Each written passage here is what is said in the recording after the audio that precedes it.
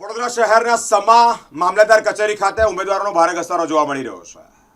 ઉમેદવારોએ ભરેલા ફોર્મ ચકાસણીની જે પ્રક્રિયા છે તે જોરશોરથી શરૂ પણ થઈ છે। વોર્ડ નંબર 2ના તમામ રાજનૈતિક પાર્ટીના ઉમેદવારો, ભાજપ, કોંગ્રેસ કે આમ આદમી પાર્ટી, તમામ ઉમેદવારો અત્યારે મોટી સંખ્યામાં ઉપસ્થિત થયા છે।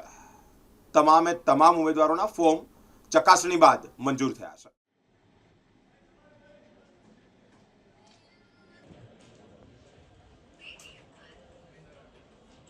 માન્ય કરું છું। હમણાં બીજું એક છે ને ડમી ફોર્મ ભર્યું હતું।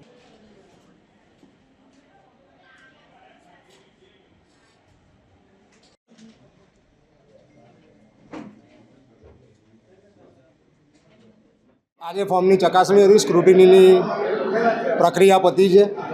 અમારા ચારે ચાર ઉમેદવારોના નામ મંજૂર થયા છે।